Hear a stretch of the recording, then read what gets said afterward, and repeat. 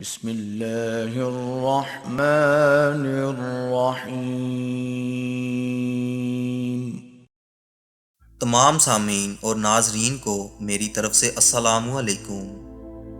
ناظرین، آج کی اس ویڈیو میں ہم ایک سوال کے جواب کی تلاش میں ہیں، اور ہمارا سوال یہ ہے کہ اللہ تعالیٰ نے ستاروں کو کیوں پیدا کیا؟ ناظرین، ستارے اللہ کی قدرت کے بے مثال نمونے ہیں۔ کائنات عالم اپنے اندر دلچسپیوں کے ہزار سامان رکھتا ہے۔ یہاں قدم قدم پر عجائبات کا سامنا ہے۔ لمحہ لمحہ خوبصورتی اور رعنائی کے دل فریب جلوے ہیں۔ لہٰذا شب کی تیرگی میں آسمان دنیا کی سمت ایک نظر ڈالیے۔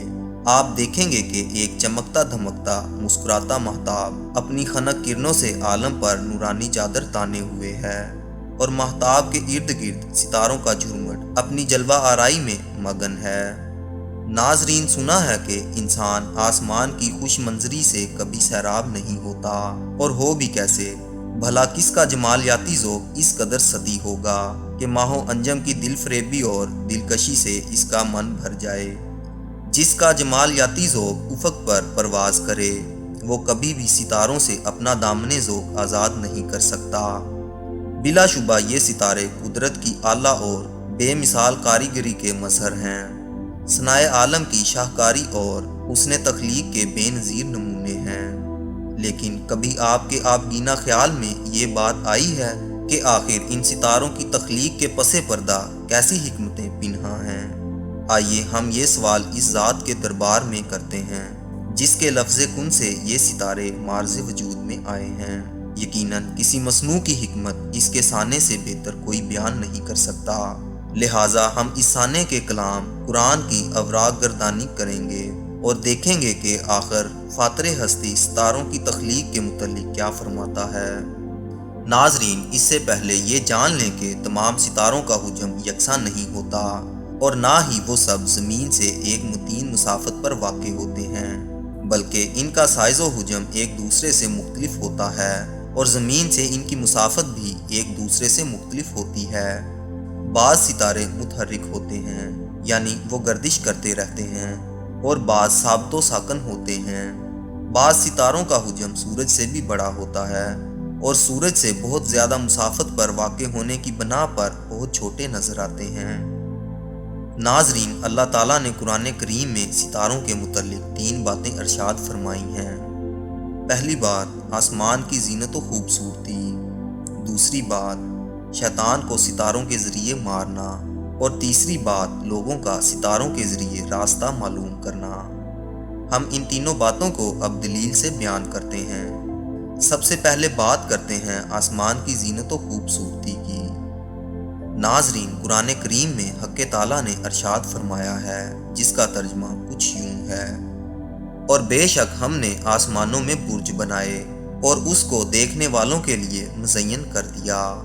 اور ایک دوسرے مقام پر ارشاد باری تعالیٰ ہے کہ اور ہم نے انہیں 2 دن میں 7 آسمان کر دیے، اور ہر آسمان کو اسی کے کام کے احکام بھیجے، اور ہم نے دنیا کے آسمان کو چراغوں سے مزین کر دیا، اور نگہبانی کے لیے یہ اس عزت والے علم والے کا مقرر کیا ہوا ہے۔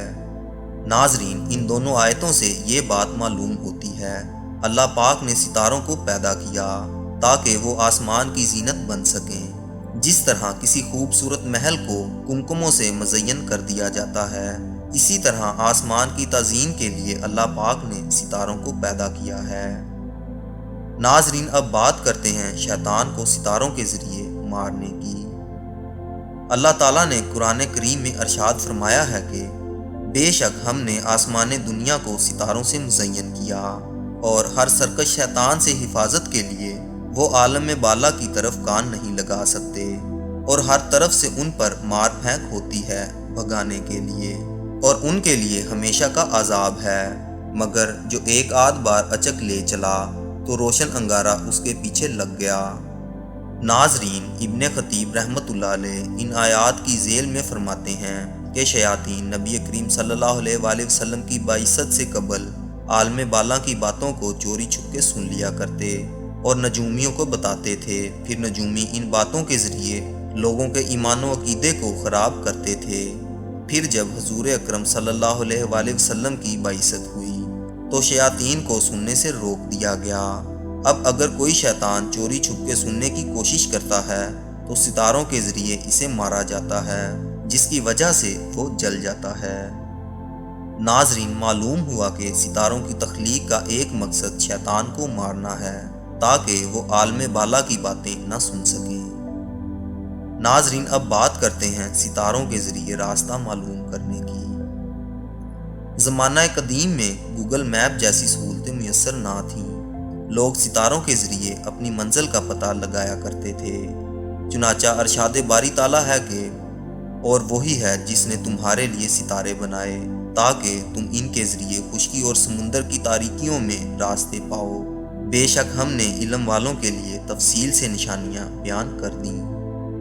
ناظرین، ہم دیکھتے ہیں کہ کچھ ستارے اپنے مخصوص برج مشرق، مغرب، شمال اور جنوب میں واقع ہوتے ہیں، وہی ان کا مستقر ہوتا ہے۔ زمانہ قدیم میں لوگ ان مخصوص ستاروں کو دیکھ کر جہت یعنی سمت کا اندازہ کرتے اور اپنی منزل کا آسان راستہ معلوم کرتے تھے۔ دن میں تو وہ سورج کے ذریعے جہت کا پتہ لگا لیتے، لیکن رات کی تاریکی میں وہ ستارے ان کے کام آتے تھے۔ اور نہ صرف خشکی میں سفر کرنے والے بلکہ سمندر میں کشتیوں پر سفر کرنے والے بھی ستاروں سے راستہ معلوم کرتے تھے۔ ناظرین، قرآن کریم میں ستاروں کے متعلق یہ 3 باتیں آئی ہیں جو ہم نے آپ کو تفصیل کے ساتھ بیان کر دیں۔ اب اسی امید کے ساتھ آپ سب سے اجازت چاہوں گا کہ آپ کو ہماری آج کی معلوماتی ویڈیو پسند آئی ہوگی۔ انشاءاللہ ملتے ہیں بہت جلد ایک نئی معلوماتی ویڈیو کے ساتھ۔ اللہ آپ کا حامی و ناصر۔